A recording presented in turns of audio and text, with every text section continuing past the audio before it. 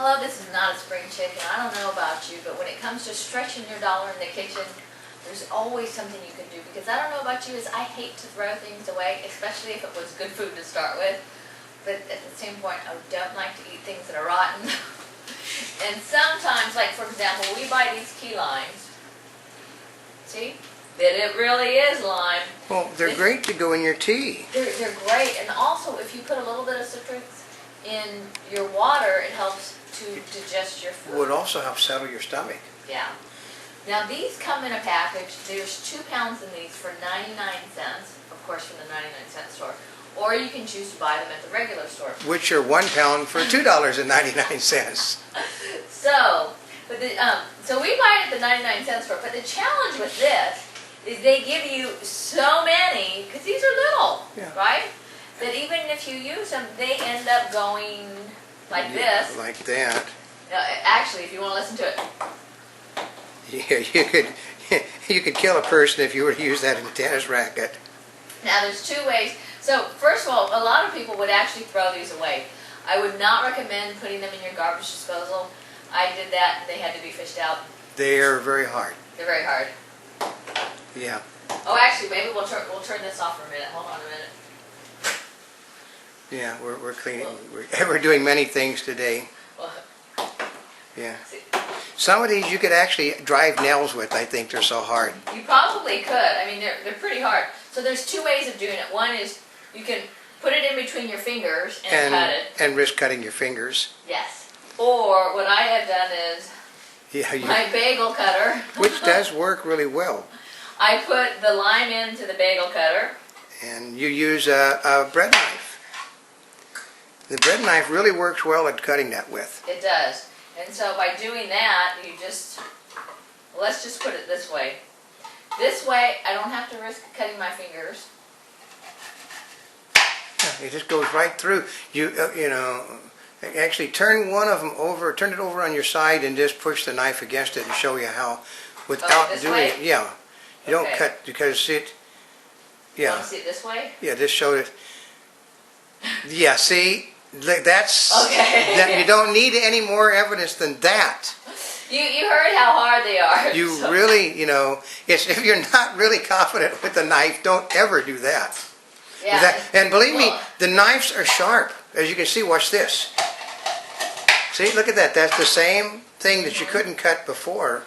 And I don't risk cutting my fingers. So not only are these good for bagels, but they're actually good not only for limes that are hard or anything else that you need to put in here. Actually, you could put a, you know, put a onion in there and whack on her. Yeah, you could. Yeah. Yeah, but remember, because this is intended for bagel, it's only that big, size, so yeah. It only opens so much. But you know, if you put an onion in here, you can put it. It opens up halfway on one side like that. See?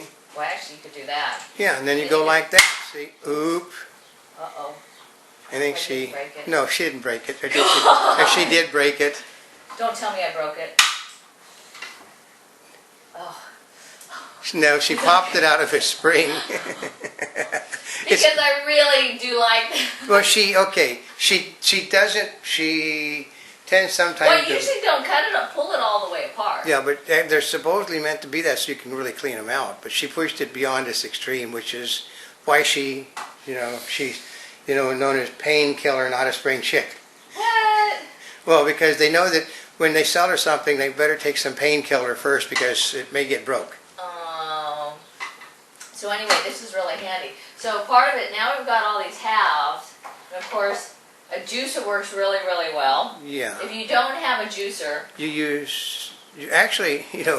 if you have a set of pliers, it works the same way. I mean, those are needle nose pliers. They don't really work as well. Oh. But you need a set of regular pliers. You had a pair. Well, since I don't have some regular, I do have regular pliers. They're just not here. So if you happen to have, you can squeeze them like that. Or if you happen to have a lime squeezer, which people do have, it works like that. These are kind of hard. So I would just do it that way. And we had a devil of a time finding just a simple little cheap thing to squeeze these things with. Went to several stores, believe it or not. I mean, these are still pretty hard, as you can see. Yeah, but it makes it easy to hold on to the squeeze. So we do it with any citrus fruit.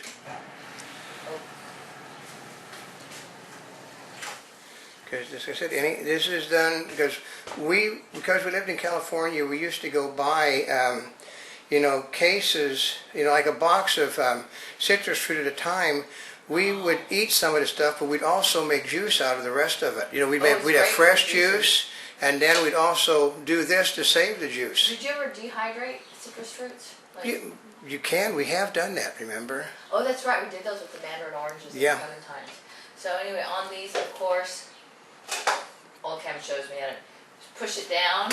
Oops. Don't break. Just push it down on the top of it, and then you can twist it again. Because there's actually a lot of juice still in these things you can get out of them. Well, and you can also do this more than once. You can do this a couple times. Yeah. Because it gets softer. The skin starts to soften up basically from its own juice. Can you imagine that? Yeah, and you can... It smells great. It smells good. Oh, this is exercise too. Yeah.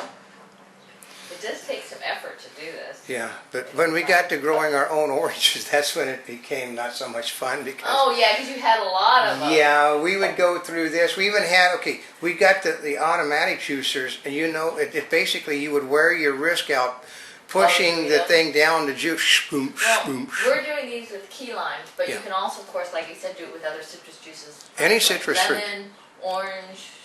You can do it with tangerines. You can do it with grapefruit. Any citrus fruit this can be done with.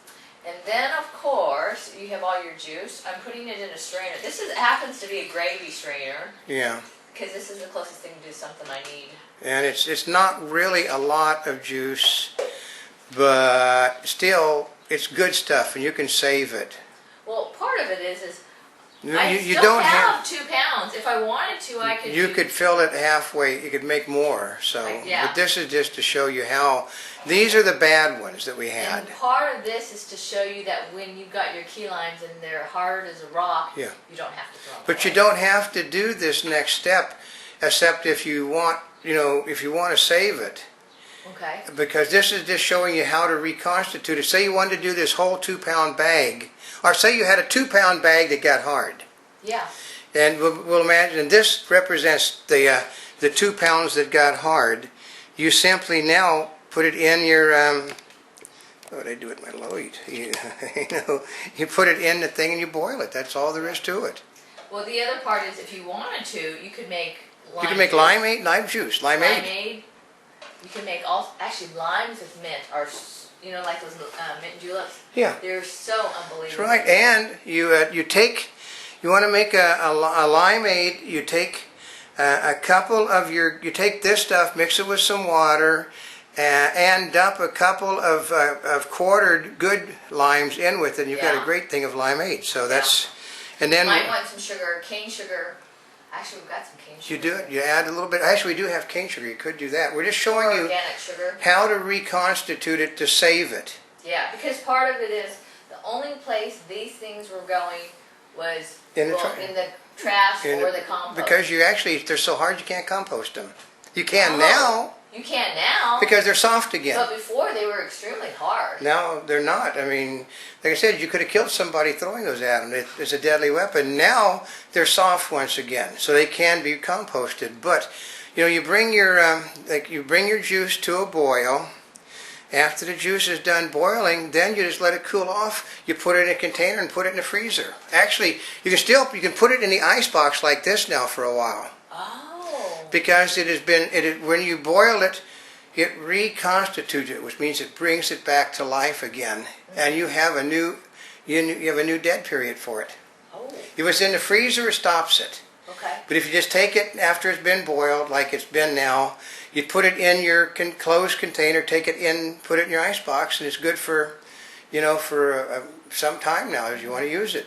Well, and the great part is if you have it frozen, or if you just put it in the refrigerator, it's great because if you're making smoothies, you don't need a lot of them.